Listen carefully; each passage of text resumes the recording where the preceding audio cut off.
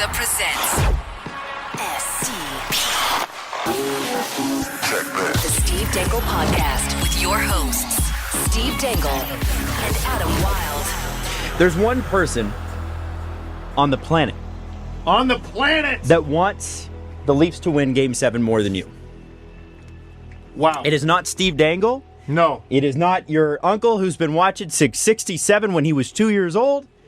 What's happening? The person who wants the Toronto Maple Leafs to win tomorrow more than anybody on the face of the earth is Nazem Kadri. Oh. Nobody wants and nobody needs the Toronto Maple Leafs to win more than Nazem Kadri. He's the grumpy thing I can't get over. Yesterday, so they announced the Norris nominees yesterday, and a lot of Leaf fans, I think somewhat justifiably, were like, where's Morgan Riley Like on a this nom. list? I get a nomination. Yeah. Nomination. Yeah. and It's always the top scoring D, we know that. So The Leafs have a few guys who I think probably finished top 5 in voting, but top 5 doesn't get you a nomination. No. Freddie Anderson was probably 4th or 5th. Morgan Riley was probably 4th or 5th. Doesn't get Ron you a Hainsey nomination. was probably 6. I would, the heart. 6. For the heart, Vezina, the heart. Rocket Norris, Richard. Conn Smythe already.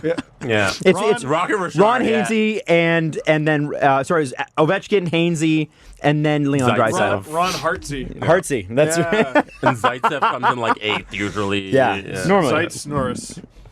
That's how it goes. That's how it goes. Norrisita Zaitsev. There we go. Yep. Two-packed. Two packs. Damn. Actually, for Hainsey, 2-packed for real. Two-packed? Yeah. How have we not made Ron two-pack How have we not made I know. How have we not made a Ron Well, 2-pack T-shirt? We've been too busy with L50N. Oh, yeah. We didn't even get to that on the show because No, we didn't we have really time. Because we were like, let's give the Oilers this one thing. Let's give them a let week this off. one single solitary thing slide. L50N is a thing, by the way, that they did. It's a thing. So, hours after... Jesse's already got tears in his eyes. I'm sorry. Did they even? Let me ask you this. This is an important thing about Jesse that you need to know. Yeah. Important. Jesse is a font guru. That is untrue. Jesse knows more about fonts than anybody that you know. No. And that's because Jesse's read any books on fonts. He owns a book on fonts. Do you actually? And Yeah, it's an old book, but it's a book on but fonts. it's interesting. most Jesse boring made a thing good I've point. ever So you would say that, but you can date fonts back to periods in history. Wow. The major font goes with the major time in history, Get out. which is kind of neat. Stop it. That's wild. Adam. So essentially, what I want to know is when they did the Leon Draisaitl 50 goals L50N for Leon, did they use the correct font? I don't have it in front of me, so I can't say. Okay, so I'm going to ask you to look that one up. I assume they just went with the team font, the one they used. For Yeah, the but you Oilers know how logo, hard it is for these which teams to get their fonts right. I'm not kidding. People were doing great ones for me hitting 100,000 subscribers. It was like Steve D 100KGLE. That's an even good. better T-shirt. That's- Your I want 100,000 celebration Steve? T-shirts. Dude, 100,000. Hey, speaking of We which, just put a bunch of since Steve has 100,000, do we think we can get? What are we at here on the YouTube channel?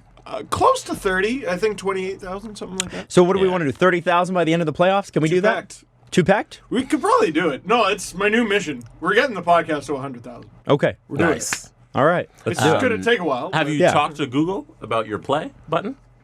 No, not yet. I think you're supposed to like apply for it, I assume. Yeah, you should apply. but for I that. haven't. Where it says to. By the way, anybody find who the doesn't know option. what we're talking about, when you hit 100,000 subscribers, you get a little button that is the YouTube logo that says, "Hey, you got 100,000 subscribers." It's like a full-on plaque, right? Yeah, it's cool. Yeah. And they call it the play button, the silver play button, and then you get a gold one when you hit 1 million, and then like a platinum one. if 10 you get, million? Like 10, Yeah. I think. Yeah. You can tell which channels know they're on their way to 1 million because they destroy the silver one. Is that a thing? Oh yeah, I've seen it a bunch of times. So there's one. It's a channel where they just cut things in half to see what's in the middle of them. Nice. So they cut their button in half, and I'm just like, I am not nearly big enough. I will just be proud of this and display it proudly in my room. Anyway, I think you should let Charlie eat it. He would. When it hits. You when joke, but he when you would. hit 1 He's a million, stupid dog. you should let him eat it and film it. He eats I everything should. else. and watch him digest it without a problem, like everything else. On your living room floor. Yeah, except you feed him bacon and everywhere, friggin' dog. So now that we've de-grumpified you, Steve, I love Charlie. No, you haven't de-grumpified me because I haven't gotten to the thing that made me grumpified. that's Nazem Kadri. Nazem Kadri.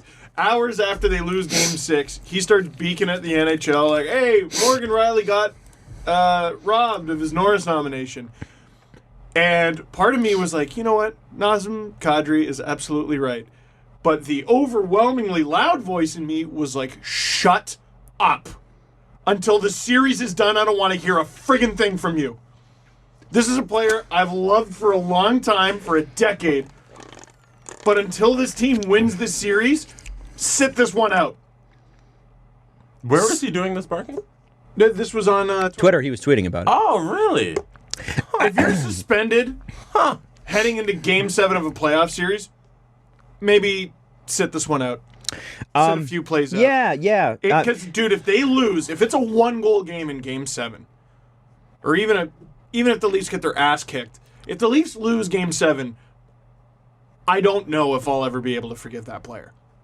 Well, and I think and we'll talk about this in just a second with the game. We do have to crown somebody. Yeah. But and there are some deserving people. But I felt the Nazem Kadri thinness, the lack of Nazem Kadri, I guess, in the lineup all game yesterday. But we'll get into it. So let's talk about that. Obviously, we've partnered with Crown Royal. We talk about after every Toronto game, we talk about who wore the crown, who's the one, and we have to do the last two games because we have Game 5 and Game 6. They went up and then they lost one, and every other game in this series has been win-loss, right? Right. And every time one city wins, the other city goes, oh my God, it's the end of the world. And then that city wins. And then the other city goes, oh my God, it's... Boston has been all over their team. Toronto's been all over their team. The venom pissing that we saw last year, there's just so much anger between Toronto and Boston. I haven't seen that in Twitter. Like, I haven't seen the anger between the Toronto and Boston fans, which has been nice. It's all internal, though, which hasn't been nice. Well, yeah. Leaf fans are hard on Leaf fans. Yes. Bruins fans are hard on Bruins fans, but at least they're not mad at each other, and I think that's an improvement. Don't you think we've taken a step forward? Yes. Listen, in the era of I'll take anything I can get, I'll take this. The bar is remarkably low in this timeline. James Cameron, bravest pioneer. Gotta go find that bar there, James. Raise it up. Because it fell down again. What is that from again? South Park. That's where they're making fun of him, right, for moving film forward? Is he dead? I hope so. I love that episode. Anyway, We're on track here. yes, we're definitely. I forgot about that. James Cameron, bravest pioneer. It's true. No one talks about how great James Cameron does, or the great things James Cameron does, the way James Cameron does. Like James Cameron doesn't do what James Cameron does for James Cameron. James Cameron legitimately thinks that he is the Christopher Columbus. Like he thinks that he is changing the world with Avatar. Well, Adam, he's been very deep down into the sea. That's a factual he once thing looked at the did. Titanic through a Yeah. drone. First of all, here's the list: Christopher Columbus, the Vikings, Vikings were first. indigenous peoples. Yep, they were really the first. James Cameron. Sorry, dinosaurs. James Cameron. Right. Yeah. Right. Wait a second. Do we not give it to James Cameron? Footage of the meteor. Would anyone like to? Sorry. What? Do we not give it to James Cameron over the dinosaurs No, as well? don't be ridiculous, Adam. James Cameron closing a close second to dinosaurs. Let's be realistic about Ooh, this. I don't know. So anyway, my crown for games 5 and 6 is James Cameron. We're actually looking at so Game 5 in happier times. I'm trying to remember what happened in Game 5. Well, Game 5 was Is a this really going by at a breakneck tight pace? game. Nothing happened. That was the thing. Nothing happened. It was the tight. Matthews controversial goal, then That was Kapanen, Yep. and then the Bruins controversial goal. Yeah. It's funny, Three goals, one should have counted. Yeah, I It's would unbelievable. agree that first Leafs goal was for sure interference I disagree. based on the way they've called interference this year. I agree. So the Does way that make any sense? No, but yes. Yeah. Do I think that should be interference? Absolutely not. Do I think it is the way they've called it this year? Absolutely. Was it goaltender interference? No. Was it based on precedent? Absolutely. I thought I was 100% going back in the moment. Yep. 100%. I did too. And it was Matthews. Yeah. Yeah, and it always comes back, and I was like, "What?" And like, whatever, I'll take this. And then you look at the Boston Bruins in their first goal. Yeah. They are 100% offside. They're way offside.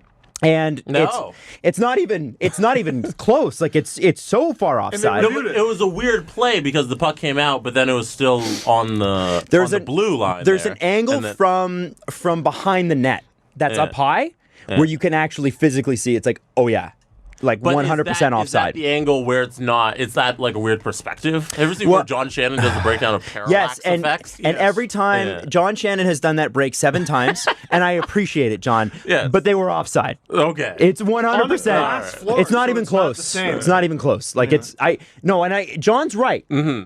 He is 100% right, and the next time he does it, he'll still be right. But the point I'm trying to make here is that it was 100% offside, so you cancel each other out. Leafs win, but it's a pretty tight game. Very tight game. No goals till the third period. Can I name my crown? Who are you crowning? Game 5. Best player in that game, probably best player in the series, Austin Matthews. Well, But can he get it done in the playoffs, Steve? What? I think he's put that to bed, hasn't he? Whether they win or lose, he's put that to bed. Thoroughly. And he could have had more. Now, does it matter more if you show up later in the series? No. Late game 3. No, game 4. 4 through 6, 4, 5, and 6. He's been their best player. He's had. But if you go 1, 2, and 3, that's Mitch Marner. So technically, I don't know. They've each had. Well, technically, they've each had half of the series. Just because Matthews But if you wasn't show- better than Marner in game 3 doesn't mean he was bad. He had a goal. Yeah, he was good. Oh, one was Jesse. better. One was better. He's If, scared. like, are we valuing later games in the series more than the early games? Well, I think there's always. win is a If win. he's the best player in game 7, the Leafs probably win. That hasn't been played yet. I'm saying we played 3 and 3. If we split it down the middle, Marner's was the best player in the first 3. Matthews the second 3. I Do think we that say, Austin Matthews. 4, 5, and 6 mean more because the later of the two? They Jesse's are because they're harder goalposts- games. They're elimination games. Jesse's goalposts are a pretzel. One win is one win. in the No, entire series. that's not true. Come on. A win in game 4 means as much as a win in game 1 because you need 4 wins. Yes, but the 4th win is harder to get than the first. No, the last win is the hardest one to get. The game 7 win because that's just a toss-up. To get there, Which is the fourth you win? just Drake need it. said that the first million's the hardest, and the Leafs won game 1, so they win the series. It's worth more. Game 1 is worth Warren more. You're Buffett- making my point. By the way, No. that Drake quote. Oh shit, you're right. Can I just? Jesse undefeated. By the way, I hate this. that Drake quote is actually you know the Office where it's like you miss 100% of the shots Yeah. you don't take. Wayne That's not Gretzky, Drake Michael quote. Scott. Yeah, that Drake quote is actually a Warren Buffett quote.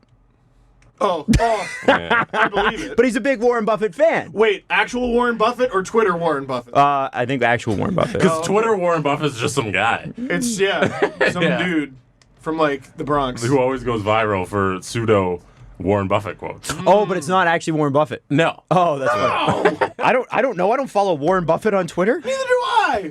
I'll read his Neither does books, anyone. but I don't think an 80-year-old man's tweeting. So might be. I don't think it's him. Norm Kelly. Norm Kelly That's doesn't do not his own Norm Twitter. Kelly. Come on. Come on. He had a bunch of tweets recently where people were like, I see he's fired his intern.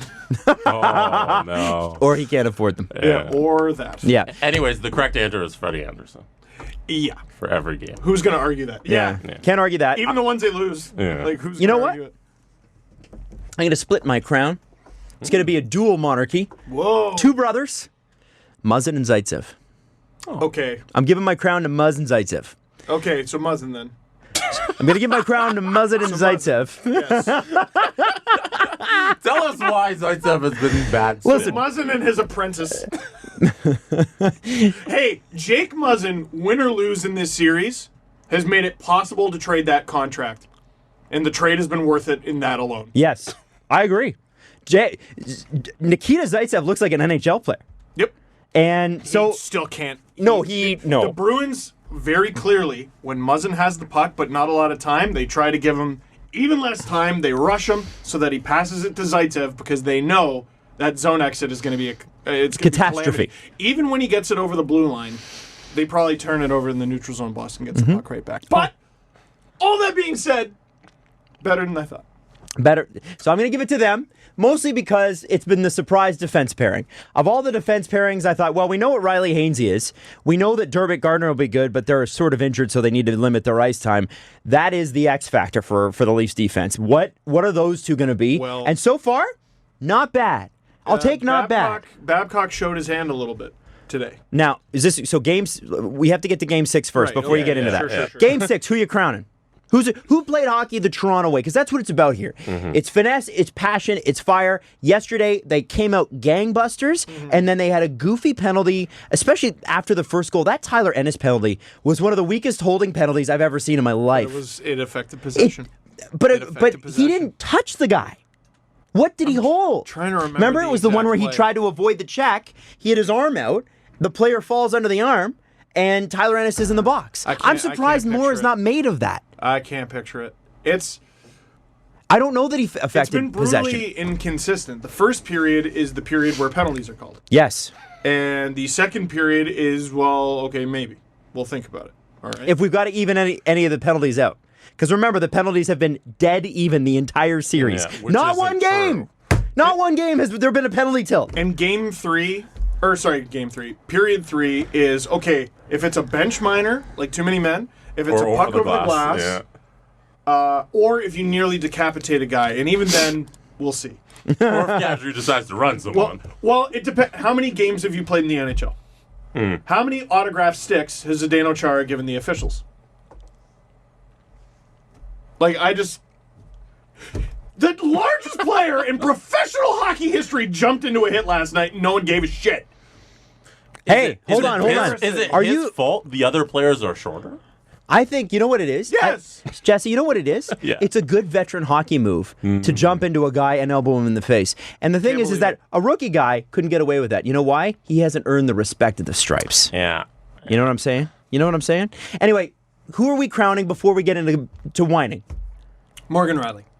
He was out. I agree. I'm also going to Outstanding. crown Morgan Riley. Outside of that, oh my God, giveaway. I think it was in the third period. Outside Yeah, of that was bad. Yeah. That was very bad. Outside of that, all series, I think, even more so as the series progresses, he's putting the team on his back. And Muzzin's play defensively is allowing Morgan Riley to sort of take on the offensive load, which he's more than capable of doing. Yeah, he's been great. Can I give my crown to John Tavares? You can. Surprising. Because- Please do. I notice him, even though he doesn't score, even though like he may not make the play. I notice him on the ice doing something. yeah. He's always there in the play. Doing a thing. Doing a thing. And it's always impressive, and it's always the right thing to do. I can't believe people are getting on him. No, Are they? I actually can't believe it. Are they? Yeah. I had to I think address it in the video yesterday. Like, What? Again, I don't feel Who's bad getting I didn't- on him? I don't feel bad that I didn't play hockey growing up. Watching games is hard, apparently. Like, 4 points in 6 games in strictly a defensive role, only playing against the Bruins' top line, Yeah. only starting in the defensive. Like, guys. Well, I okay. think he's been the But best player in if the they entire are series. getting on him, Watch. okay, Watch who's forward. getting on him that's worth listening to? Yeah. No one I've heard. Exactly. Like, no well- one worth listening to is It doesn't going to matter look what at what name- John Tavares has done in this series and say, you know what? Pff, he really let them down. Nobody worth listening to. Goals. This is why goals cost more in free agency. He's got 1 goal, and that's all people see. That's why goals cost more. Well, how many goals does Mitch Marner Matthews have? could have 9 assists right now. If he only had 1 goal, he'd be getting ripped. I don't get it. Okay. Well, Don't get it. anyway. well, People that's- are mad that the Islanders are through. Let's just call it what it is. They're mad that the Islanders are through and that the Leafs aren't. Okay, well, And the so it's Islanders- John Tavares' fault. The Islanders had a because great stupid- season, and they also had a weaker matchup in the first round. Yeah. But the Islanders earned that weaker matchup. You know why? Because the Islanders finished first. The Leafs didn't. They earned it. They earned it. Yeah. So let them have it. Too bad. Head in your own boat. John Tavares has been invisible. I just don't know where people get off. I Now, don't- hey, we're talking about the crowning. We'll talk about that later. They Sorry. finished second. Huh? They finished second. They finished second. Capitals finished first. Oh, okay. Well, yeah. Okay, fine. Anyways, if Still, you they got watch- home ice. If you watch John Tavares play defense at all, you'll see him in the perfect position all game long for 6 games in this series. Yep. Yeah. They should. The Leafs should have like 2.5 lines in Game 7. Well, no, the 4th line should get the regular 4th line shift, The third line shouldn't exist. They should completely disband it and just have a mishmash. The whole game should be blender. Marner needs some offensive shifts away from Hold on. Tavares. I want to wrap up our town, our crown. yeah, Can we sorry, do this, sorry, please? sorry. Can we do this? Steve is ready. There's to so many. unwind. There's so many pathways to walk down with Steven today. I'm very excited. There's some passion. I'm just waking Also, up I now. still have lots of questions about Game 6, if we could do that. Oh no, we're going to. We're going to. But have you crowned somebody for Game 6? You did. Morgan Riley. Tavares. Okay, Tavares. Yes. That's I right. said Riley. And we said Riley. All right. Hey, listen. Crown Royal loves the Leafs. So do you. Even when they let you down. It's like a child. A child is not always going to make you proud, but you know what? You hope they pick themselves back up again and they make you proud later. You fail more than you succeed in life, and you gotta fail to succeed to learn how to succeed. Crown Royal knows that. You know that. We know that. Let's go Game 7. And why? By the way, when you're watching Puck Drop, why not enjoy a Crown Royal with it? Hashtag Our Town, Our Crown. We are looking forward to your entries to see who wears your crown in Game 7 when it really counts. Let's be honest. The first 6 games no longer matter. It's over now. It matters what happens in the next 60 minutes of hockey. Now, if we get into, I don't know, where do you want to start with the game? I'm going to let you go because there seems to be, there's a couple things that you're upset about, passionate about, touch points. The third line to me is fairly useless, even though they were on the ice for the Leafs' first goal. Patrick Marleau playing 17 minutes is bordering on insanity. For real. What else do you call it? Well, did you see what coach could possibly watch him play in this series and be like, yep, ride that pony? Well, I don't get it. It's almost like their coaching staff, and I say Mike Babcock and the rest of the guys because it can't just be Mike. They all are doing this. Both coaches have been bad at home. Yes, Can they we say have. that? Yep. Babcock, I think, has been a master in Boston. And Cassidy, I think, has been a master in Toronto. And literally all he's got to do to bring the entire card castle down is put Heinen where Pasternak is. Okay, And the whole thing comes crumbling down. final 5 minutes of the third period last night, ice time. Matthews, 3:15. Absolutely. Austin, almost 3:16 there. Hey, almost. We were a second off. Marlowe, 2:57. You're out of your mind. Tavares. He plugged the second most? Second most. You're out of your mind. That's the last 5 minutes, too. You're out of your mind. Tavares, 2:44. Marner, 2:34. Nylander, 2:24. Janssen, 1:45. Brown, 50. Kapanen, 40. Hyman, 34. No fourth line shifts. That's one of the worst things I've ever heard. It's Can you say that again? Who are the top three? top 3 are Matthews, Marlowe, Tavares. Okay. So I'll take 2 of 3. The next 3 are Marner, Nylander, Janssen. The final 3 are in this order: Brown, Kapanen, Hyman. Brown got 50, almost a minute. Kapanen 40. Hyman 34 seconds. Now, I'm going to say Hyman's kind of injured, which we kind of know. We know Hyman's hurt. Okay, and I suspect Tavares might be. I think he's definitely hurt. Do you see the way he gets up? Well, who? I'm trying to remember who it was. Oh, the Rangers. I think it was in that last Rangers game. Remember he took that cross check, I want to say, from Mark Stahl, and then D'Angelo was on top of him? Maybe just a back thing. Could be something. But I mean, he's also got. Of all the missed calls in this series, what does John Tavares have to do to draw a call? A hook, a slash, anything. He reminds me of Matt Sundin out there with friggin' 8 reindeer hanging off his sleigh. I just don't get it. Whatever. No, keep going on. I mean, so part of what. But Marlowe. Yeah, well, this is the issue. We got a couple deployment issues here. The first major issue is Patrick Marleau playing as much as he does. The second major deployment issue is the shorthanded situations. And how do you, against the top face-off man in the league, Patrice Bergeron, not put a center on your shorthanded? Like, Zach Hyman's face-off percentage in this series, shorthanded, is 23%. Yeah, well, and he was good throughout the season in that But this is department, Patrice Bergeron. Yeah. Why not get creative and have John Tavares take the face-off? No. Let's put Freddie Gauthier out there to take a face-off. Dude, you're Are you kidding me? Freddie Gauthier? You're killing him. That's not fair to Freddie Gauthier. Yeah, what are you doing? What are you doing? It's not. Yeah, you're right. It's not fair to Freddie Gauthier. He's not equipped for that. Center. That's No. not what he does. So, and I know Babs has got this thing in his mind. I'd rather have Marleau. Seriously. I would too. I think he'd have a better shot at winning the face-off. Like in terms of, like it's just a lack of creativity. I think have Tavares at least take the face-off, dump it, go to the bench, bring someone else on. Or happens every playoff. Or run your top guys for 25 minutes. Run them. Yeah. What are you waiting for? This is what you were waiting for. This is it. I'd have Matthews kill a penalty or two. Who cares? Why not? Some of these guys look worn out and tired. Who do you say looks worn out to you? Hyman looks hurt. I don't know if it's a knee or an ankle thing or what. Marner just looks a little run ragged sometimes, and he's been getting hard minutes. I think that maybe when you go up against the Bergeron-Marchand line all the time, you're not going to produce at a high level in the way that you would. Marchand had 100 points this year. Yeah, I know. He's not a joke. Like he's a bit of a sideshow sometimes, but he's an unbelievable hockey player. Kapanen's losing a little bit of speed. Why, dude? Trevor Moore's fresh as a daisy. Have him go out there with Matthews a few shifts. Well, they did do that. They put Matthews between. They double shifted Matthews. They only do it when they're down. Yeah. Do it 5-on-5. If it makes sense to get you a goal, it might make sense when it's tied. Does it matter if Marleau had the 5th least amount of shifts on the team?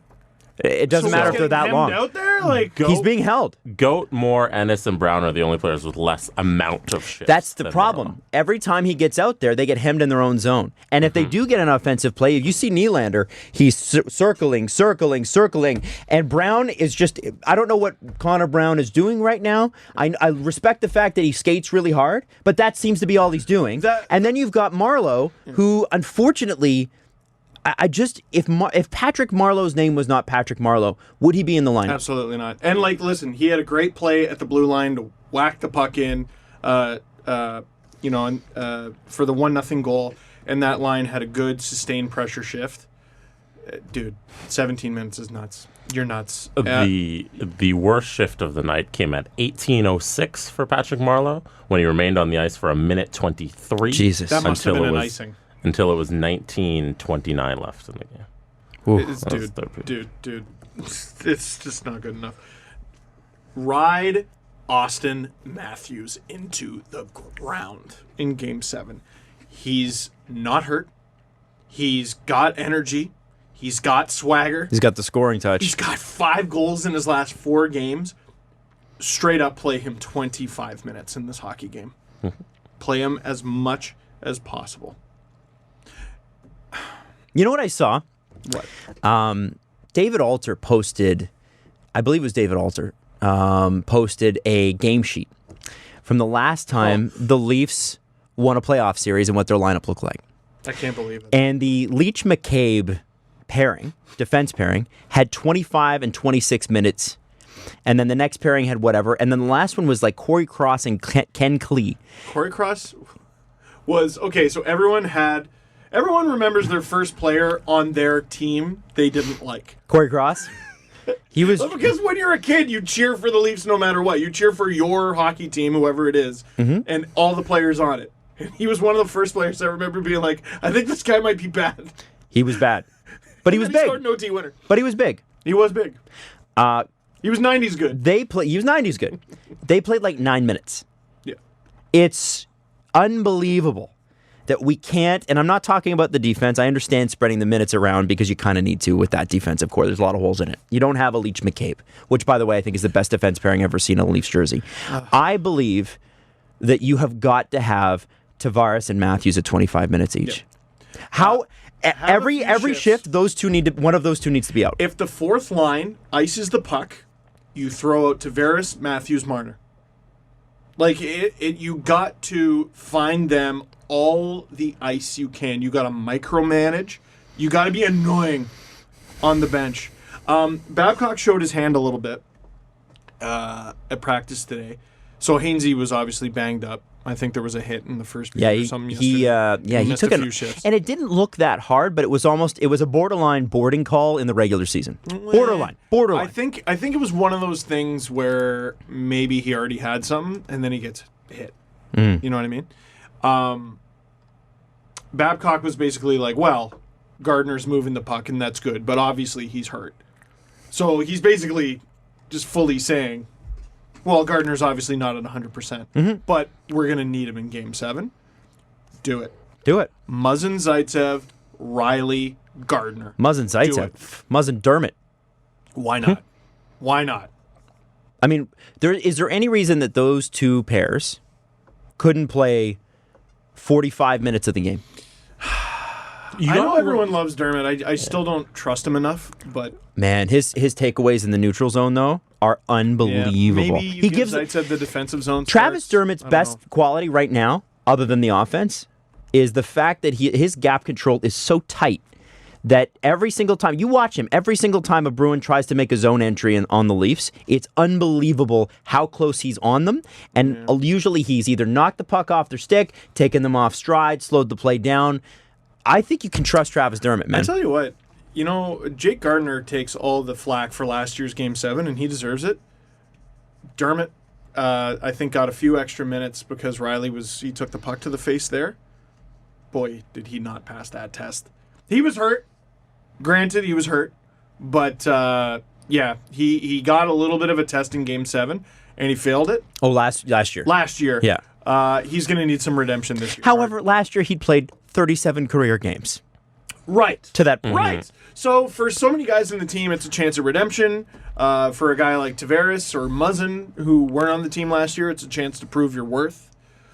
It's a chance for a lot of things. Freddie Anderson stole a game or two last year. And also gave a couple away. Yeah. They've won 3, lost 3. He's been spectacular in all of them. All of them. The Leafs, you can go into Game 7 assuming the Leafs will have the better goalie that night and forever. Amen. Just take it. Take the thing.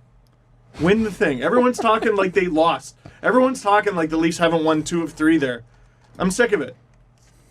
I'm sick of this. Listen, Leafs fans, I can't blame you for having a defeatist attitude, but what are you watching for, you sadist?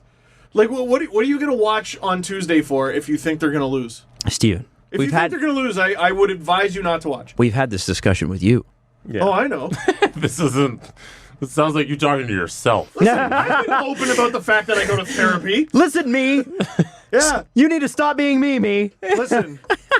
I could be Smeagol. Well, no, and You could easily make a video of me talking to me. all we've heard have it about, make Like the perfect Stephen A. sense. Smith cut? Yeah. Yeah. all we have heard is the back and forth about Boston all year long, and then. Like, it was nice when the Leafs played the Capitals because it was like, oh, this is fun and friendly. Oh. And then it's like, okay, we're gonna play Boston, and then we're gonna do it again. And we knew we were gonna play Boston this year. We knew it. We all knew it, right? Yep. And we all knew it was going to Game 7 because why would it be easy? Why would the Leafs make it easy? It's never easy to be a Leafs fan. The Leafs blew it both times. Previously, the Bruins blew a 3-1 lead. Like, sometimes you lose Game 6. What the fuck? Like, guys, it's the playoffs. Tampa lost in 4. Shit happens. Yeah, there were actually Tampa Bay Lightning fans going, or I get messages, people going, hey, at least you guys are making it to 7 games. Right? Yeah. I'll be like, hey, Tampa Bay, try not to bring your defeatist shit over here. I hope Babcock looks at it like an MLB manager looks at Game 7 or elimination games in the playoffs, Which is where just run it out. They run their starting pitchers out there. They don't care because there's no tomorrow if you lose this game. So Yeah. who cares about rest for the next night? Because it doesn't 100%. matter if you Don't lose. even dress Freddie Gauthier, just staple his ass to the bench. He Right? doesn't need to play. Yeah, No. like, what- Patrick Marleau You don't doesn't need to play. anybody who's not going to help you win. Like, what are we going to do? What are we going to do heading into the second round? Get there. First. Get there. Get there Do first. whatever it takes to get there. And you know then what? You worry if about you it. get blown out in Game 1 because you're exhausted, fine. Yeah, that's fine. fine. Who cares? You got there. You know what might not be the worst idea? 7D. Who's the 7th D? Rosen. No, if anything, you go the other direction. No, man. You say we're playing 4D and 4 forwards. I would honestly never do. I would never do that. No. No. And the reason I would never do that is the Leafs defense is not deep enough. Rosen, they don't trust. Babcock's seen 2 games of Rosen. Yeah, sure. Yeah. He's going to dress Rosen over a Marlowe or a Brown. The You're other right. 2 guys would be Listen, shitting. I'm just trying to get creative here. They're I'm trying not. to come up with anything. DJ Smith isn't. I know. Hey, DJ, can we talk about the penalty kill for a second? Not only do we not have a center out there, have you seen Oh, the second they dropped the puck for the face-off, I was like, wow, they're getting sniped on easily. Torrey Krug, who, by the way, is my favorite non-Leaf defenseman in the world. He's so good. Actually? I love Torrey Krug. I Really? think he's phenomenal. Torrey Krug has so much goddamn time at the point. Why is nobody high on the Leafs power play? And I know they're They going. don't want it. They go. The Bruins don't want it. What do you mean they don't want it? They want the cross zone pass. And the Leafs are Well, Torrey happy- Krug scored The Leafs, I know. That's the thing. because they get in front of the net. Yeah, but he didn't. He had the one bomb from the point in this series, but that goal that he scored last night was sort of from the Marchand spot in the corner. Right. So they switched The up one the off of the personnel. face-off.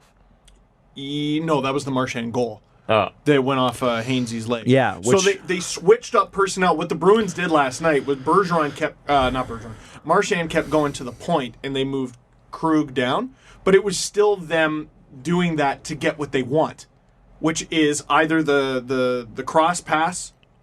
Oh yeah, no, it's a cross pass. To either So they're side. looking That's for their a plan. one-timer, the cross They don't pass want the one-timer. bomb from the point, They're looking which for is the why Leafs are giving it up. NHL 15 guaranteed goal. Yes, yes. Yeah. Oh, believe me, as a right-handed D, I know. Remember the next I'm year always like, oh, they did it again. I never learned. Remember the next year they took that away and goalie at the NHL 16 goalies started stopping. You're like, how am I supposed to score now? Every save. Oh! Every game, save of the year candidate. No! As an irresponsible defenseman, though, I appreciate it. I'm sure you did. It allowed you to collect the rebound and not pass it all the way up the ice. Sure did. Yell at kids. And don't you forget it. No, but in all honesty, if No, the Bruins don't want the bomb from the point. but they're getting it through. They got it. They started shooting last night. They did. The Leafs penalty kill, Steve. They did because it was their only option. Is 60%. I know, it's terrible. So that doesn't give them the cross ice pass. Cover them. You have Mitch Marner.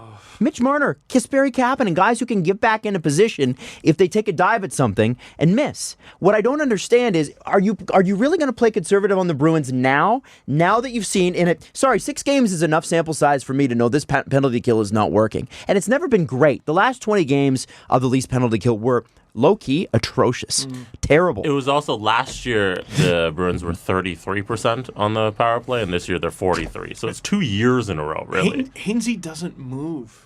He doesn't move Wait, on the but penalty kill. I at think what Dermott's point gotta is go it there. DJ Smith? When you get Oh, 10 DJ, points worth it's gonna of be. play. Wake up! Oh, it's gonna be him. Oh, his contract's up. He's going anyway. Yeah, like I don't. But, I like, don't wanna go. talk about it like it's already. It's like, done. Like it's a foregone conclusion. It's done. But is it Lost. also He's not- you're DJ putting Smith the is not coming players back. out there? Is that a DJ Smith's decision as well? Yes. I Like think He it's is- all a mess. He runs. Yeah. All a mess. He runs the defense. He runs the penalty kill. he's picking That- those guys that go out there. He's That's not it. picking a center. If he wanted to fight hard enough for a guy and give him the shot, yeah. I'm sure Babcock could, supersede him Yeah. and be like, and yeah, I think it would be really smart to. At the beginning of the season, they had John Tavares on the power play, or sorry, No not on penalty. the power play, on the penalty kill. I don't know why they It's went too away many from minutes, maybe, That. Yeah. at the Also, beginning. Yeah. That might be it. Yeah. Too many minutes. One thing that, believe it or not, could actually work in the Leafs' favor, after all the fuss we made after Game 2, it's Game 7. There probably won't. There's going to be 3 penalties. Yeah, you get away with Yeah. everything. Yeah. Yeah. Be there's one gonna puck 3 over penalties ice, total. one too many men. Yeah. Or puck over glass, that is. Too many men. Too many men, and there will be an unexplainable first period roughing. Yeah. No tripping. It'll be a bad tripping. Yeah, tripping or hooking. You're Yeah, right. it'll be Stick like something. Yeah, something. a Offensive stick goes zone up. tripping call. Yeah. Now, Offensive I zone hope tripping call. You're going to be like, how did that? I hope it's on the Leafs and the Leafs kill it, so that way Bruins fans can't go, well, the penalty took our series. Dude, in Game 5, the Leafs penalty kill, I thought was the difference. Ah! So, me. tell me this, riddle me this, and I keep going back to deployment issues, and this has been an issue for 18 months. My issue now with the deployment on the power play is you have 5 incredible hockey players on that power play. It's breathtaking. You have Tavares, you have Matthews, you have, I believe, Jansson's been there because Kadri Kadri's- decided to get himself suspended. You've got Mitch Marner. Go ahead and tweet. Have I got everybody? Mitch Marner, Austin Matthews, John Riley. Tavares. Riley. Andreas Janssen, Morgan Riley. Yeah. You've got incredible. Why do you even bother having a second power play unit at all? How much skating are you really doing? And also, 2 minutes, yeah. Babs is only giving them. It was like a 40-second shift on the power play. Well, it seems like it's just one offensive start. It's like as soon as they lose the puck out of the zone. Oh, we're gonna switch now. Next in. Yeah, it's never okay. Reset, come back in the zone. And it's always as soon as you lose the puck, you're done. And without Kadri there, you can't tell me that Nylander, Marleau, like Gardner's great, Nylander's great, and then it's like Brown, Marleau, and it's not good. And then Tyler Ennis. Yeah. Come on, ride the first unit for at least a minute 20. And then all the Bruins top line is on the penalty kill anyway. So you've line matched. Yeah. If that's what you're obsessed with. Even if the Bruins go, all right, Bergeron line, throw out the Matthews line. Sitting there with nothing to do because Matthews will have got a breather, Janssen will have got a breather, Kapanen wasn't doing anything the entire time. So, he's not on the power play. I don't understand that. He might be on the second unit sometimes, but I don't think he is. I don't get why. I don't get that either. Fastest guy in the team. No, we're not going to put him on the power play. The follow-up question about Babcock decisions. What did you think of the goalie pull? Yeah, it was terrible. Well, you know what that goalie pull was? They were looking at the goalie and not at the play. If you're looking at the play, you hold the goalie. The Leafs did not. Lost focus. They lost focus, and they didn't establish themselves in the offensive zone, or even they didn't even look as though they were going to make a clean break-in. Yeah. And that was the problem. It's like, why is the goalie leaving if when you cross center, you already know this is going to get stopped? And that is straight up. That's on the coach. Yep. That is 100% on the coach. Yep. Own it. It was a bad pull. Nylander not looking at a pass in the offense. What? And then not even skating for it. What the hell was that? I Did you want to see give that? him the benefit of the doubt for that. It seemed like he just looked like he just didn't see it. Like he didn't know it was happening. Find a way to see it, dude. It's the puck, Jesse. I think he thought There's he looked only like one of them. He looked like he disconnected his controller. Yeah, that's why I'm like, there had to be something there. And then he didn't skate, but when he did see it, when it did go past him, he doesn't outskate the guy. So then what's the reason for that happening? This wasn't a puck. I don't know. Because he didn't. I don't know. I don't know. I also don't care. Like, I don't care what the reason was. Yeah. The puck, it wasn't a puck that was tossed in the air, and I think it was Zaitsev. The puck was in the air and it landed like right at his feet, but he didn't know. It went through Nylander's feet. Dude, it was on the ice the entire time, and you weren't paying attention. Yeah. I go to bat for you every fucking day, and you can have a great game. And this is the thing, right? Well, by the numbers, this. Great, fine, good, fine, whatever. Also, although they had a shit game 6 in terms of stats, I think. Yes, they did. Terrible. You can have a great night. You can have a terrible night. That was the opportunity. You had a clean look for a shot on a goalie you've owned in your career. You get to rewrite the book in yourself. You get to be a hero on home ice in Game 6. Tie the fucking game. Wasn't looking. I can't forgive that. No. I can't forgive. Again, but that's the difference. Game 7's a new day. That's why Nylander's not a $10 million player. That's why he's a $6.9 million player. Sorry, God's honest truth there. William Nylander has his flaws. And as much as it's almost like we have to overcompensate to combat the amount of hate the guy gets, which is completely unfair. But a play like that, that's the kind of boneheaded shit that costs you money. Yeah. Dude, Travis Dermott, that tripping call on Jake DeBrusk was unacceptable. Yeah. Like, the panel rightfully pointed out that it was the Bruins' forecheck that drew the penalty that ended up getting them a goal. Dermott's not moving his feet. He sticks out his ass. Yep. Like, this is where I love the Leafs' young team, and they're only going to get better, but remember, have we had a show since I talked about that? No, we haven't. So Game 5, Jake Muzzin has his kid, and I mean, he didn't give birth, but he was there. Yeah, but I don't imagine you don't sleep much. Well, yeah. So he goes in there, and I was like, you know what?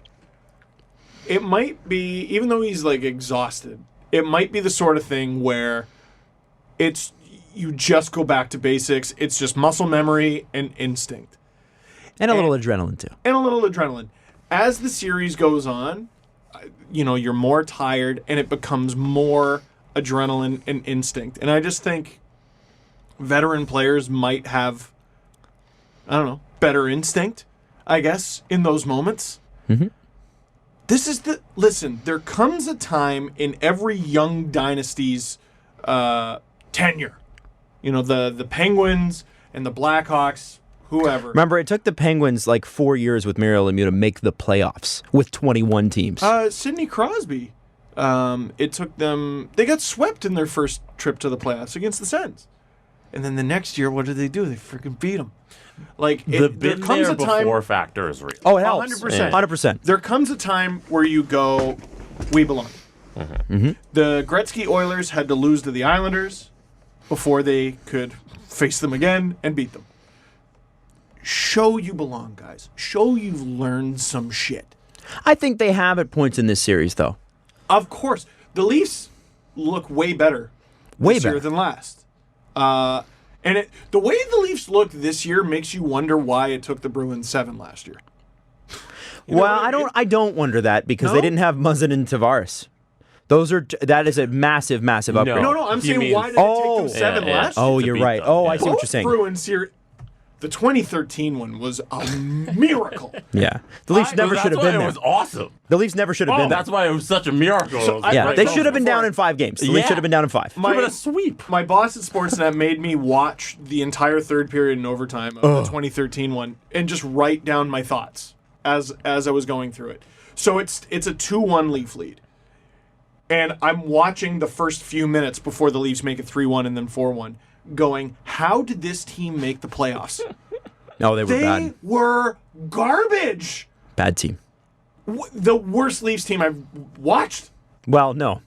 That came a couple years later. Yeah. You know what? No, man, you can't tell me the Peter Horacek Leafs were not the worst Leafs you've ever seen. Oh, boy. They were even worse than the last place Leafs. They were bad and couldn't get a stop. This team was bad and got all the stops in the world until Game 7. It's all Reimer's fault. Jesus. You go watch the entire third period and overtime of Game 7. You tell me it's all Reimer's fault. That was a Junior B team. You don't sound bitter at all. I am. Spoiler alert. A little bit bitter. There was a Junior B team that somehow erased a 3-1 series deficit against the Bruins. And then last year, Freddie wasn't even great. And then this year, it's to the Bruins. I commend the Bruins for forcing 7. I think the Leafs have been better. Mm-hmm. Well, and there was a couple games in there. I think it was Game 4. I was at Game 4. I was at Game 4 was the one they lost 6-4. Yeah. So Game 4. I tweeted, I believe, I tweeted and gave after Game 4, if you're going to lose, this is the way you want to lose. Because you're going to lose. Yeah. But they won the stats battle there. They won they played better. The Bruins, as we have said on this podcast in the last couple episodes, every time they capitalize on mistakes. Yep. They are so much better at capitalizing on mistakes. Goal last night. It's just a mistake. They goof, and it's crazy. Bergeron got robbed, but Bergeron absolutely capitalized on a mistake there that Freddie bailed them out on. And then that Morgan Riley. Unbelievable. That Morgan Riley. Yeah, Freddie was like Martin Brodeur circa 1996 on some of those. But I gotta say, I think this Leafs team has looked confident, and when they won Game 5 and they were stoic about it and quiet about it, they were like, "Yep, okay." I honestly thought, okay, maybe they could. I think they got thrown in Game 6, but I definitely think going into Game 7, of the 3 teams that I've seen go into Game 7 at TD Garden in Boston, most confident. It's the most confident. It's the most confident I've been in a team. So going back to what you said about 20 minutes ago, which is what's with the, oh my God, they've blown it, it'll never happen, oh stupid Leafs, blah blah blah blah. I think that is just an emotional reaction to scars from the past. I know. And rightfully so. And then as soon as they win, it'll be, oh my God, I knew it all the time. I knew the whole time. No, Stanley Cup contenders. Oh yeah. They have a clear path to the cup. But I don't think they do. Some people say, I'm like, Columbus swept the Lightning. Yeah, I don't What's think. wrong with you? I think Columbus, by the way, congratulations on being included in Columbus's hype video. I had an awful 24 hours on Twitter. That was funny. Columbus, we got into this conversation talking about how the Leafs would be the Stanley Cup contenders or favorites if they beat Boston in Game 7, which I don't believe. From what I saw from Columbus in that first round, the Leafs would be real tough. I also don't know. I don't know how to read Columbus.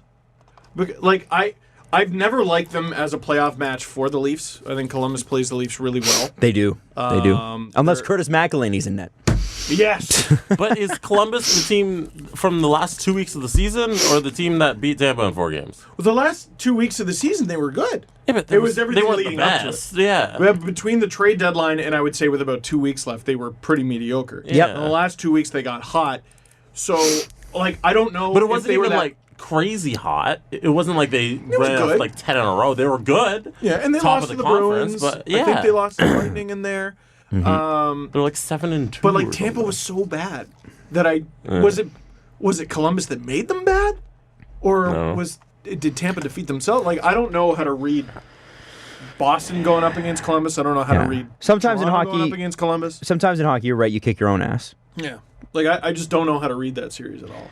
Also, thank goodness the St. Louis Blues beat the Jets because they guaranteed with that win that I will not go 0 for 8 in the first round. Goodness. Wow. Yeah, I gotta look at mine too.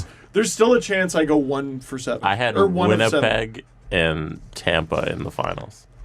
I might go 2 for 6. That was so bad. I might go 2 for 6. This playoffs has been insane. It's been great. It's been completely banana. I had Nashville beating Dallas. That might not happen. I had San Jose beating Vegas. That might not happen. We're gonna go through them all. Yeah. I have the Leafs beating the Bruins. We'll see. Let's start with the series, though, that have been decided. Okay, so you bring up Winnipeg and St. Louis. And through 2 periods in the last game at home, Winnipeg gets how many shots? It was 6 shots in the second period. I think it was 6. It was. And then I don't know how many overall. And then Blake Wheeler told a reporter to fuck off after the game. It was like, hey, we thought you were going to bring your best. I actually don't blame Blake Wheeler for that one. It's like, it's a hard trophy to win. He's right. What is... Stop that. No.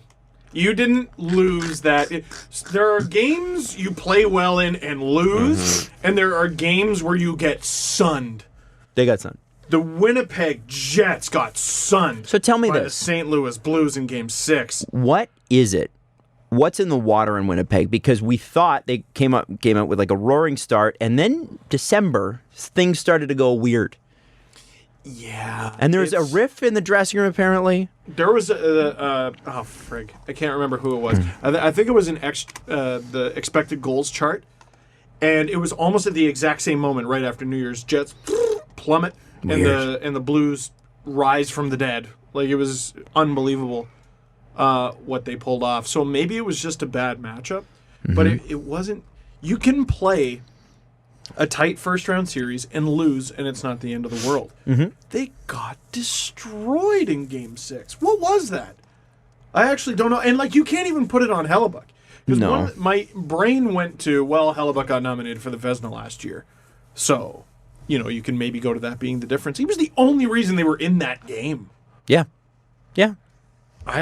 What was that? It was 20 shots, by the way, in Game 6. It was 20 shots. Total for the Jets. Total, yeah, but what was the third? Like 14?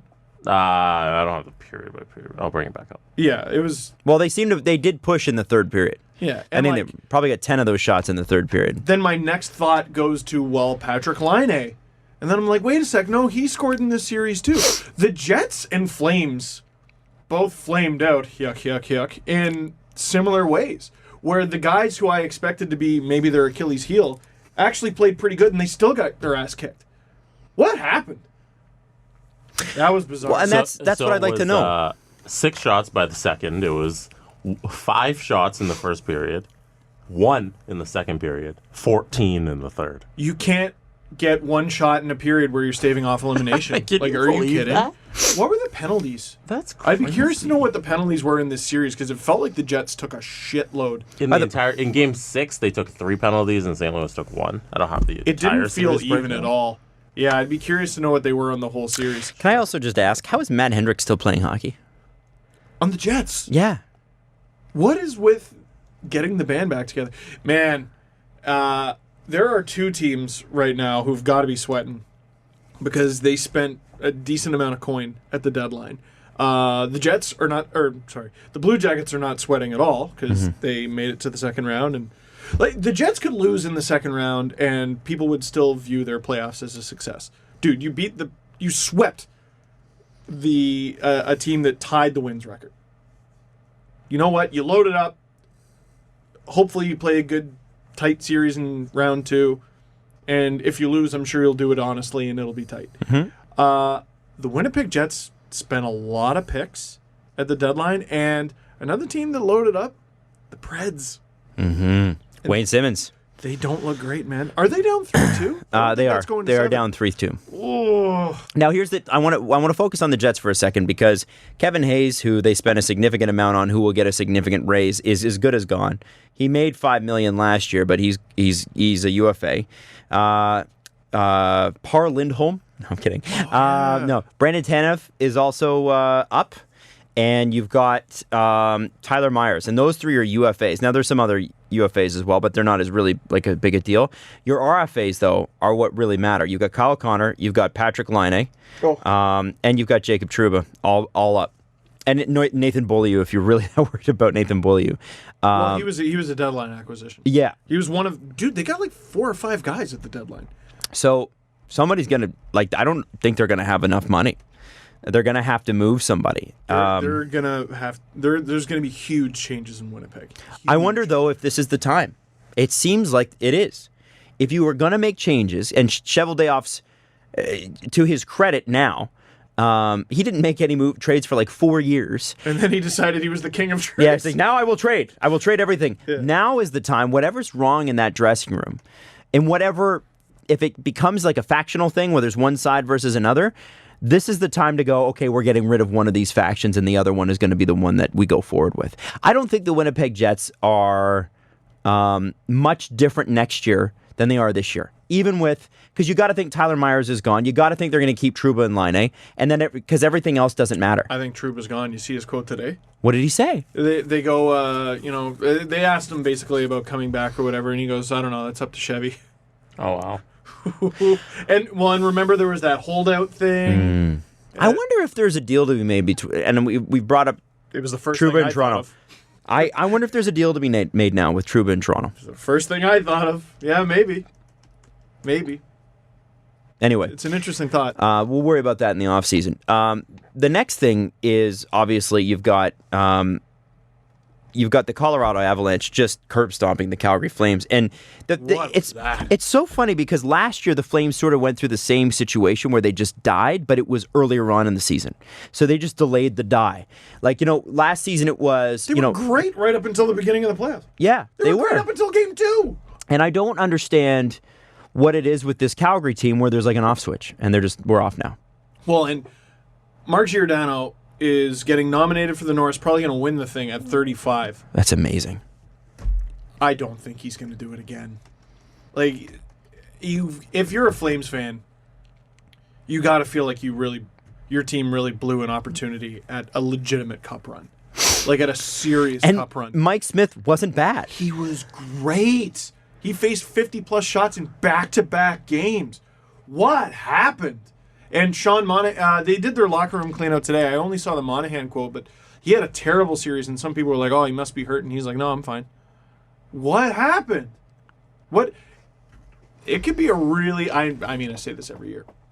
It could be a really interesting summer, though, because what makes transactions more fun than good teams who were disappointed? Oh, man. There is no more mistakes are made than teams getting eliminated early on. Can be a really fun summer, especially for hockey in Canada, right? The Oilers, they don't even have a GM yet, and they're going to be looking to make some moves. Desperate moves, by the way. Desperate moves. The Canucks are a fun little situation. Canucks, I think, make the playoffs next year. They just might. Flames, huge disappointment. What do they do? Jets, huge disappointment. What do they do? The Sens are the Sens. The Habs might be the most normal team in Canada for the first time ever. And the Leafs, I don't know. We'll see what happens. With the Leafs, regardless of what happens in Game 7, There's the Marner situation, which is going to be, the second the series is over, everyone's attention They goes got, to you know, that. in my mind, they got that contract done. I think it's probably already done. I think right? it's done. Yeah. I think the deal's done. They'll announce it after the season. Kyle not Dubas. leaving. Kyle Dubas already. Of course, he's not leaving. No, Kyle Dubas already said we're not going through what we went through with Nylander again. We'll get the deal done because everything else doesn't matter, right? Everything else doesn't matter. Now, I want to quickly talk about Calgary's contract situation because at least in Winnipeg, you've got some expiring deals and major ones where you can go. All right, where do we really want to go with this? Calgary's team is pretty locked down. Like, Giordano still has 3 years after this one.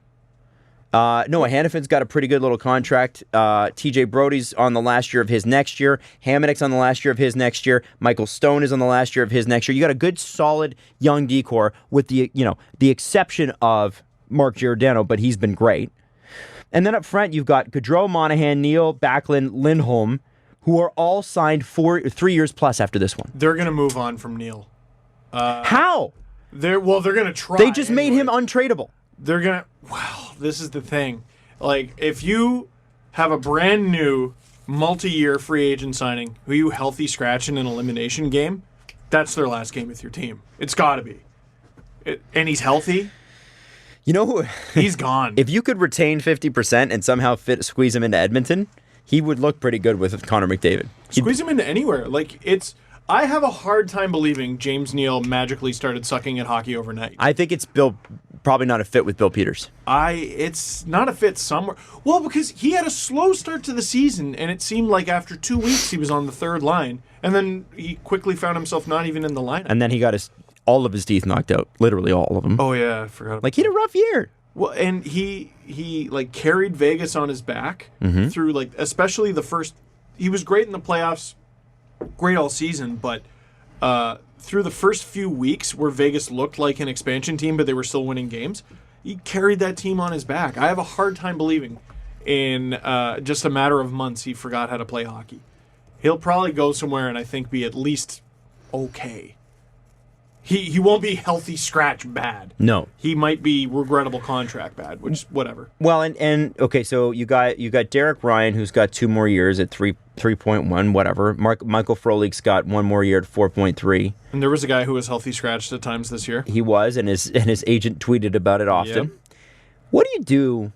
You got Gaudreau and Monahan, who are on pretty good little contracts. Gaudreau's at 6.7, but Monahan's at 6.3. Have you seen enough from them to say, okay, well, we just keep going with these guys and we keep building around them. We'll try again. Okay. So as a Leafs fan, I'm learning about playoff anxiety and how it translates into summer anxiety. You can go with Monahan and Gaudreau and know that they're going to have unbelievable seasons for you next year because those are the kinds of players they are. With Johnny Gaudreau, he's had 2 kicks at the can in the playoffs now. And the first one you go, well, he was a rookie, expected to carry the load against a big bruising team. And who was that team? Anaheim. Okay. Good Anaheim. Good Anaheim, not bad Anaheim. Right. It was good Anaheim. He has a few years of growth and lays this egg against Colorado. Like, you could go through all 82 games next year. You can win the President's Trophy, and it's not going to mean a thing to you, mentally anyway, until he shows a good performance in Game 1 of the first round.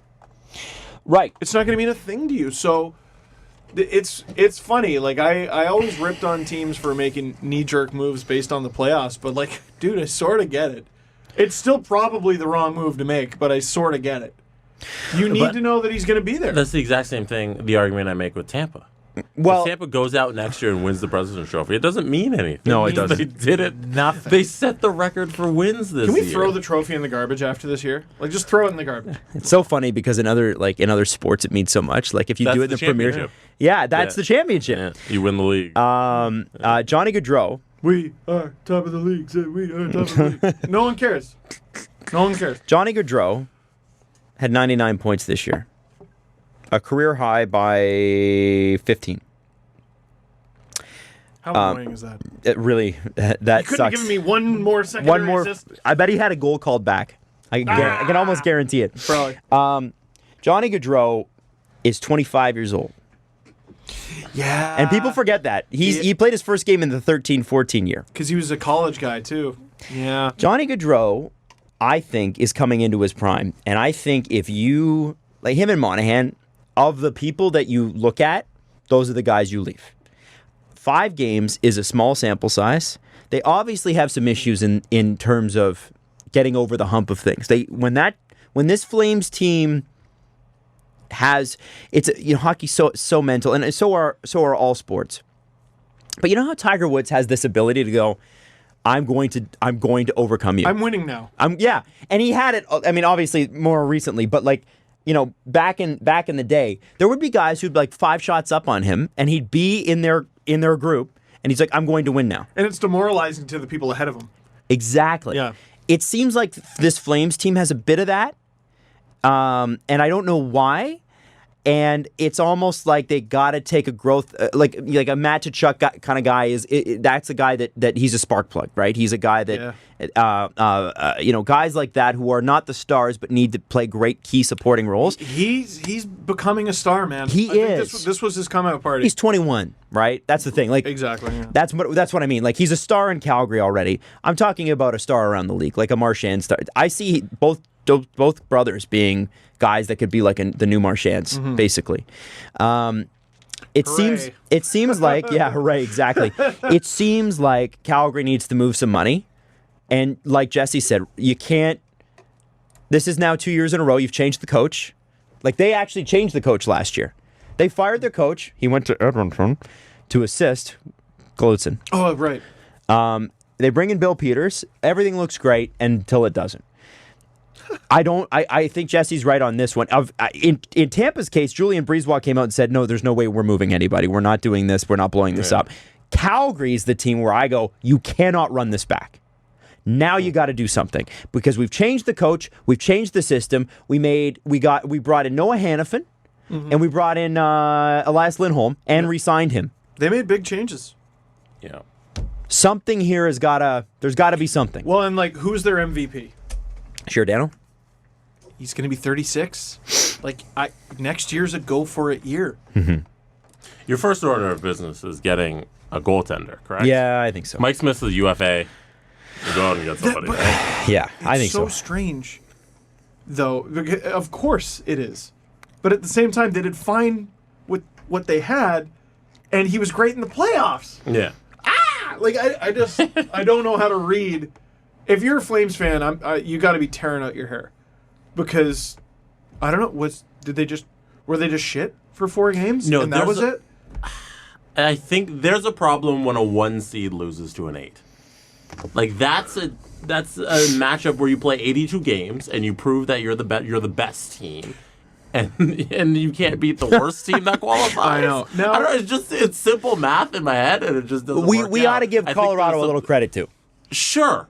So I missed it a little bit. Yes, exactly, Adam. I missed it a little bit. So I remember when we were talking about our brackets, I said, if Columbus is going to have a chance against Tampa, we're going to have to see some special performances out of players who we've been told over and over again are special. Mm-hmm. And I said Seth Jones. And Seth Jones had a very good series against Tampa. But I would have been closer if I said Nathan MacKinnon. Yes. Yeah. Nathan MacKinnon showed that he's a Jeff Merrick said top 5 forward in this league. In top 3. Who's better? McDavid. And everyone else. MacKinnon is a terror. He's a terror. He's a terror. And the fact that they're able to, like, I know we always say, oh, one-line team. Well, what happens? Well, good. Yeah, like, dude, if it's Run an one unstoppable line, doesn't matter. if they went head-to-head battering ram. Okay, you won the Norris? We'll see. They went head-to-head battering ram with Landeskog, who's the captain, by the way, and like also an afterthought, Rantanen and MacKinnon. Rantanen, who's also going to be a star. Yes. Yeah. I believe Is.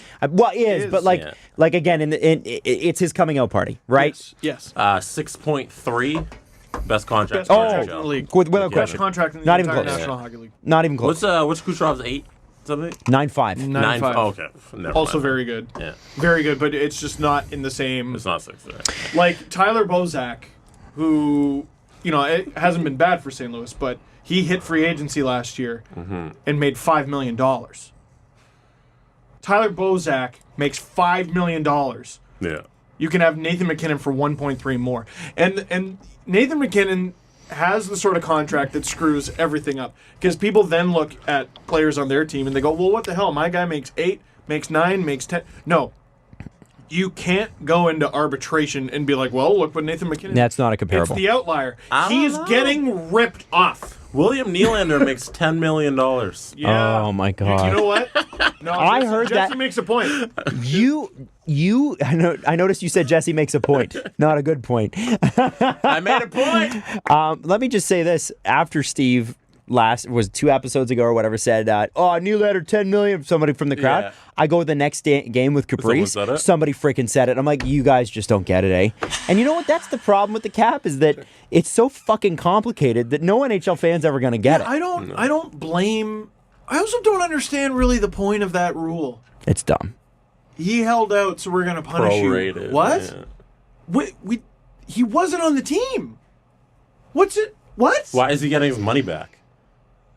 What? No. So it's not even it's him not getting his the money. Why are we canceling? Why are they? The Why are cap you hit? punishing the Leafs? Yeah. Oh. What? I don't understand. Yeah. That. But no, it's.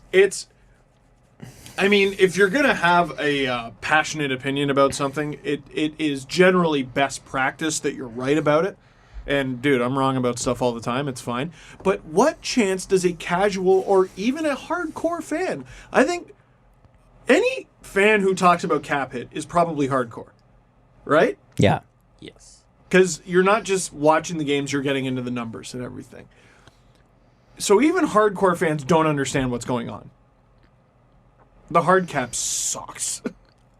What do I keep saying? What do I keep saying? You got to change it. Steve, you need to calm down. No. Steve, No. have you seen your therapist? Mid-season recently? luxury tax, baby. It's a fucking crazy idea. Mid-season luxury tax, right around the trade deadline. Put a little accelerator in there. You're gonna. First off, Arizona's gonna love it because they'll actually be able to be profitable. And second, you're going to be able to see teams load up like the fucking Transformers right before. Like they're gonna be. It would be Columbus times 8 every trade deadline. Oh, I love it. But you can't use that money until like the 1st of February. Then watch it happen. Then you got a month. Instead of it being a trade deadline day, it's a trade deadline month. Anyone rolling their eyes at Adam right now, is it any dumber than What it is? making a contract $10 million just because it was signed in December? No. Like, why are you punishing a team that they were punished by not having the player, Yeah. and then you punish them by getting And why them are you back? why are you punishing my genius too? Don't punish my genius. Also, Adam's smart. He's a smart boy. Since we were on kidding, the I'm kidding. Flames and Avalanche, Yeah. way back to last Monday's Game 3, I forgot to bring up something. Because that Game 3 reminded a gentleman on Twitter of something. The Game 3, which Game 3 Game again, 3 sorry? between Colorado and the Flames. 'Kay. Where, Colorado, I think they demolished them. I think it was like 3-1 or 6-1 or something. Anyways, Colorado outplayed Calgary a whole bunch. So our favorite Twitter account tweeted, Oh, no. "This first period by Avs reminds me of Game 6 in the Oilers-Ducks playoffs, where the Oilers absolutely manhandled Anaheim." End tweet. Sorry. One more time, please. This first period by Avs, this was last Monday, Game 3, reminds me of Game 6 in the Oilers-Ducks playoff, where the Oilers absolutely manhandled Anaheim. But how does this affect the Oilers? Who tweeted I'm that? so tired of them thinking they're the center of the universe. Who tweeted that? Can you tell me who tweeted that? Adam, who Was that Maddie? NHL by Maddie. Oh, Maddie. Okay. I have tried. It's funny. I have tried to give members of the media out there credit. Like, hey, like I always try to, because like I've said, in the last couple episodes when we've criticized panels and stuff like that, I feel bad because I know what it's like to do live television. And it's hard. It is very, very hard, and you don't have the time to get nuanced. Like when you talk about like our podcast, we're wrong all the time. And it's impossible unless you're doing a dissertation and you're taking weeks to write something to be perfect, right? It is impossible in broadcast. Sure. But from what I have seen, it's like the thing is the season's over. We're not even talking about them, and they're still the worst. Like how? And it's not like, here's the thing. Like my friend's got a playlist on Spotify called "So Bad It's Good," like the worst possible songs you could imagine, but they're good. So it's got like Tub Thumping on it, and it's got like Truck Yeah. Truck Yeah. No, there's no Truck Yeah on it. Panda. Yeah, Panda is is a great hate listen. It is a hate I listen. can't not move when it comes on, but I'm like, this is shit. Yes. Edmonton is that. The Oilers media is that, and also there was a member that made up. Whoa, Oh, we won't Spec get into had a it, but bad whole time. yeah, Spec had a holy bad moly! time. I don't understand. Do you want me to throw another tweet into the ring? Please do. Are they gonna go? Are they boxing this one out? Come Are on, we- every 30 seconds, like I the don't think Royal we have Rumble. enough. All right, go. let's keep please. This is Jesse's favorite I'm thing. play the game. Broken clavicle. How do I say that? Clavicle. Clavicle. Clavicle is what Connor McDavid had in his rookie year and was out 3 months. So Connor can certainly appreciate what TJ Oshie is going through. Maybe Connor will reach out to Oshie. Is he a fan? Is he like? Are they buddies? Also NHL by man. Are they like? Really, I wasn't sure. Is Thank he you for is he writing clarifying. like a Tumblr about what Connor McDavid does on his off days? Yes, white writing on a floral background. So then Connor woke up and he had some cereal. Yeah. And then he thought, I'm going to text my friend TJ. Say, hey, TJ, I broke my bone too once. I've played maybe 3 times in my entire career. Like, Let me give you a call. Why would he write? What is the point with that? Maybe Connor will reach out. I have also broken my clavicle. What? Listen, I have been genuinely making an effort recently to tweet less. And last night I tweeted and regretted it. And I think there's a lesson there. Never tweet. I don't know if that's the case, but Yes, it is. Never tweet. Jesse, you got more? Mm-hmm. I'm settled there. All right, we'll stop there. Just want to quickly, before we go to the press conference here, we've got 4 series left. So how do you think, we got Washington, Carolina tonight, and Nashville, Dallas. Washington, Carolina first. How do you think does this end tonight? Yeah, I think so. Okay, if I can, as long as we're making ridiculous comparisons, it reminds me a little bit of that conference final when the Raptors played LeBron's Cavs. Yeah, and it's like, oh, these little upstart Raptors versus the But you watch the first 2 games and you're like, Cavs in 3. Uh-huh. And I said Caps in 3. And then, hey, they fought back at home and they tied it up. And then the Capitals went, by the way, 6-0. Yeah. Yep. I have a feeling that's what's going to happen. But you know what, man? Rod Brind'Amour is a hell of a coach, and that's not a bad team they've assembled. So you never know. Nashville, Dallas. Dallas is up. You know, there is something to be said about magic and certain teams. You know, we've talked about feeling, and some teams just feel magical. Mm-hmm. Boy, Nashville is looking like a bunch of squibs right now. They don't have it, and I think Dallas has a little bit of swagger, and they're going to pull off the win. Has Wayne Simmons cost himself money? Oh, shit, yeah. Yeah. Shit, well, Is Wayne Simmons a $5 million player? dude, it's so much deeper than that, though. It's No, so much- but I'm just asking that. I'm not asking. Wayne Simmons is not responsible for what's going on in Nashville. No, he's a $5 million player for sure because, you know, the price keeps going up. But you got to look... you got to look at the James Neal situation in Calgary and then look at Wayne Simmons and go, are we about to do version 2.0 of that? Right. Sharks and Golden Knights, they're tied 3-3. Like the Leafs, they will go to... Leafs and Bruins, excuse me. They will go to Game 7. Martin Jones, franchise record for saves. He is... Unbelievable. I don't know how. Unbelievable. I don't know. And I ripped him on this podcast. I ripped him in Dang It. And then he goes and pulls off probably the best goaltending performance of these playoffs for any team, any goalie. Man, I said it. If the Sharks have the better goalie, they win the series. I picked them to beat Vegas. And after 4 games, I'm like, well, they can't stop a beach ball, so of course they're losing. Mm-hmm. Which is often the case. If game 5? No, game 6. If game 6, Martin Jones shows up in game 7, Sharks win and probably go to at least the conference final. Interesting. But, like, you just never know. Like, what a wild card. What an absolute wild card. And that's what's fun about that series, though, is that you've seen the best and worst of both teams. Sharks Vegas has been underratedly the most fun series, I think. Another question about a player. Has William Karlsson cost himself money? He had 24 goals, 32 assists for 56 points. In comparison, last year he had 43, 35, and 78. Well, and, you look at that and you go, well, that's pretty good. But again, scoring was up this year. He didn't cost himself money. He sort of proved... He's what they're paying him. The Golden Knights right. Like, they were right to not commit to that long term. And George McPhee should probably be commended for that. Not being... not completely falling for the one hot year. If it seems weird, it might be because it's weird. Yeah. He's a good player, and he'll make a decent chunk of change this summer, but he's not going to make superstar money because he's not a superstar. He's very good, and there's nothing wrong with that.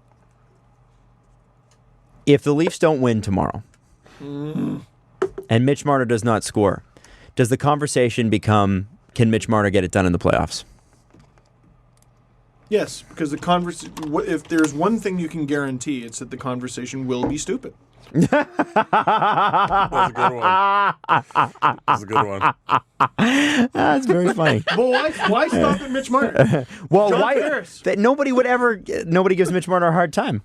Yeah. They're giving Tavares... That would be a very stupid conversation. Dude, Marner doesn't deserve the money. Tavares was a mistake. The Muzzin trade was a mistake. Oh, boy. Austin Matthews wasn't signed for long enough. So even the guys who played well are going to find a way to shit on that. We've only got 5 more years of Austin Matthews, which, by the way, is a fucking eternity. GRG, good riddance, Gardner. No. What's the Freddie narrative? You haven't gone there yet. Oh, Freddie just hasn't won a series. Yeah. Neither is Babs, right? Neither is Babs, so bad coach. Fire all 3 coach. It's going to be a bad time. Jake Gardner's gone there. Whoa. He can take the Gardner out on his way out of town. There's a street the in Gardner Expressway. There's a highway called the Gardner Expressway in Toronto, in case you're not from here. I get it. Hey, let's do the press conference. The Presser. SDP. The Steve Dangle Press Conference. This is from... Well, I want to start with a shout out. Okay. A reader of the book. Known, this team is ruining my life fan. Jake and Smallwood. Hey, yeah. You see that? Yes, That I was the did. coolest thing I've seen in a long time. It was very cool. Yeah. And also, like, it really drove home the point that he was a child when we made fun of him. Because he tweeted out a picture of himself reading the book, and I'm like, oh, he's a man now. Yeah. He's got, like, broad shoulders and stuff. But and he's also still, like, what, 17? I know. Yeah. But we made fun of a little boy because we're bad people. He pulled out the salad. That was amazing. Yeah, Jake and Smallwood, thank you for buying the book, buddy. Appreciate You it. didn't send him a copy? Well, and then as soon as they saw the picture, I'm like, I'm a dick. I wrote a chapter about him, and I didn't send him a book. Did you even ask him for permission to use his name? Do you have to do that? No. No. Oh, you don't? Okay. No, you. I made sure that was like the first thing I asked when we came to an agreement for a book. I'm like, they basically said you can write anything as long as it's true. And there were a few people where the story was true, but I just didn't mention their name. Yeah, sometimes not worth it, right? Well, it's not worth it. But Jake and Smallwood is not the bad guy in that chapter. Right. We are. Are we that bad? No, we weren't that bad. Nah, come on. He was a good. He knows he's good got a sport. unique name. Good sport. I want to do a This is shout out draft too. year. Might get drafted. Sorry. Oh, we get a jersey to wherever he's drafted. 100%. I'm his biggest fan. And by the way, it's your Bruins, still I don't even care. as a Dangle Navy member, it is your duty to draft him in all your fantasy drafts if you're doing a BSGM mode. Okay. 100%.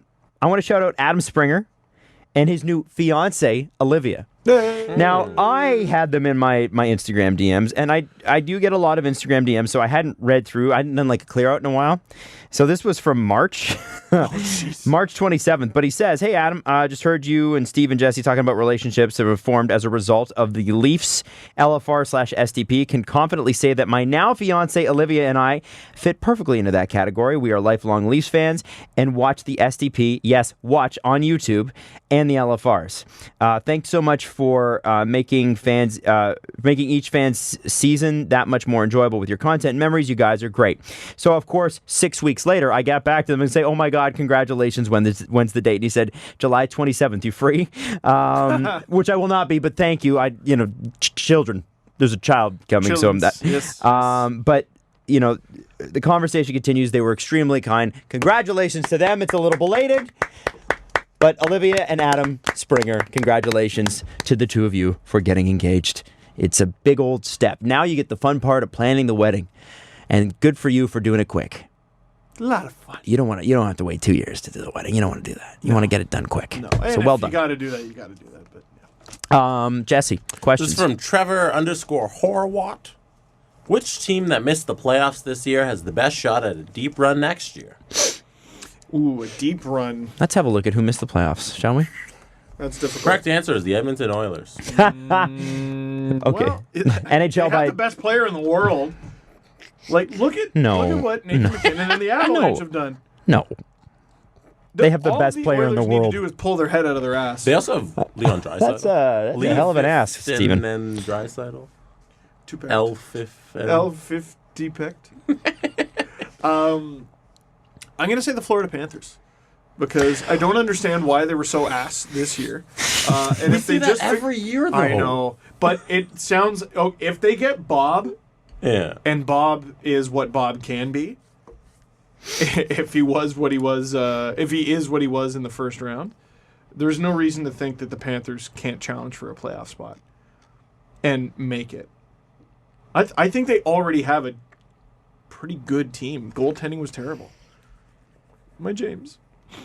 Steve, it's pretty hard to disagree with that.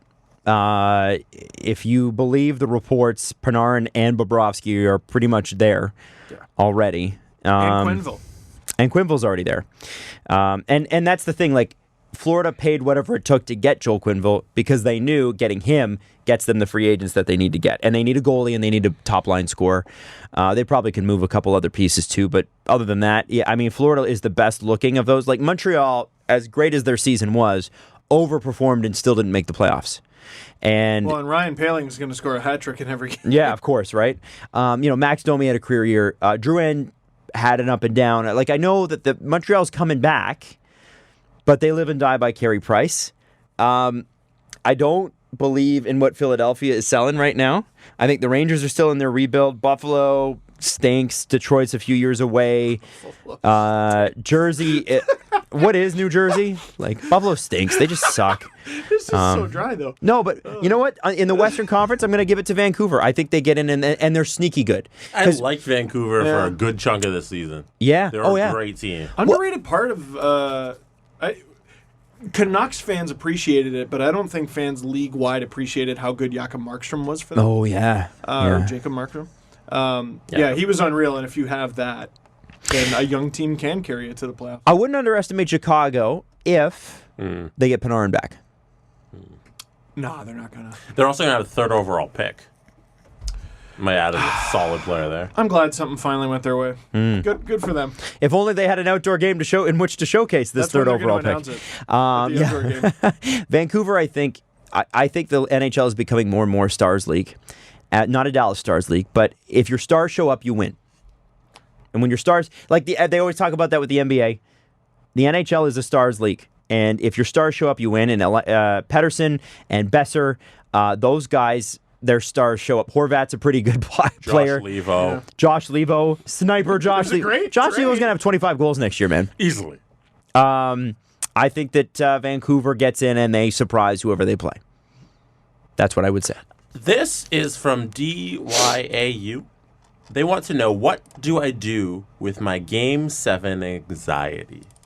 Do you guys have any advice for dealing with Game 7 anxiety? Just try to push it from your mind until game time. That's what I'm going to try to do. Yeah. All right. You know how happy I am that, okay, the LFR is done. This show's done. I'm just going to do what I always do when I'm just grasping at straws. Eat too much and restart listening to Harry Potter. You got 28 hours. There are other audiobooks you might enjoy. Yeah, but I know I like this one, so why would I try a new thing and upset my anxiety even more? It's true. Da, da, da, da, da, da, da, da, da. The music at the beginning of the audiobook makes me happy, makes me feel like I'm traveling to a magical world where nothing can hurt me. And that is what I will listen to on the way home. What do you think of Snape? Dick. Yeah. Am I the only one who doesn't feel bad for Snape even at the end of those books? You'll have to watch my video about Harry Potter in the summer. I'm telling. I keep Harry Potter reaction videos are your next. I keep trying to convince Steve that what he needs to do in the summertime is do a reaction video, not on all 7, but on the first book, the second book, the third book. Even if you wanted to have real fun, you could do a reaction on each chapter and they just be 3 minutes long. So they're not going to be LFR long, but you do each chapter of each book. Try. But you do like a 3 minute, okay, well, there's that chapter, and it's like, or a minute and a half or something. Like you just start. No, it should be 10-minute on each book? Yeah. On each book. You should do a 7-part series. I can't do 10 minutes on each book. Are there 7 books? There are 7 books. Okay, so you should do a 7-part series, 10 minutes each. And then you could do the movies, That'd too. be genius. See, I wasn't a fan. Well, they weren't very good. Who cares? No, Just do the books. They weren't good until the end. I'm doing the books. The movies were good at the end, but No. the first couple were just awful. Yeah. They were just brutal, but they were kids' movies. Yeah. The first ones were kids' movies. Yeah. And then they became blockbuster movies. Yes. It was different. Yeah. So forget the movies. Do 7-part series, 10 minutes each of the books. Do that. Dude, you have to. It's genius. I'm also going to do a couple hockey card box openings. I'm waiting for the playoffs to be done. In Have June. to wait till mid-June Yep, because the Leafs going to make it to the Stanley Cup final. when Ron Hainsey hands the Stanley Cup to Frederick Gauthier. I'll take it. Gladly. What if the Leafs win the cup? Never mind, because the answer is always Leafs. I was saying, but what if Matthews has a career-ending injury? I literally don't care. Stop it, Jesse. It doesn't matter. Stop it. Because they still won. All right. Yeah, they won the I cup. don't care if Garrett Sparks hoists the cup first. I really don't give a shit. You know what? And win the also, cup. here's the deal. Austin's got his money now. He'll be okay. Yeah, it was, But I still don't want that to happen. no. I don't care. Hoist the cup. Yeah. Hoist the thing. Win a round. Let's do that first. Yeah, win a damn round. You know what? If you're a Toronto Maple Leaf and you're listening, good luck tomorrow. Go kick some ass. Win this damn round. Win this thing. Right? Right. We'll see you on Wednesday or Thursday. If you believe you will lose, you will lose. If you believe you will win, You will win. Boom. Follow the guys on Twitter at Steve_Dangle, at Adam WYLDE, and at Jesse Blake. The Steve Dangle Podcast. Brought to you by Panago Pizza. Order at panago.com and stuff your face with deliciousness.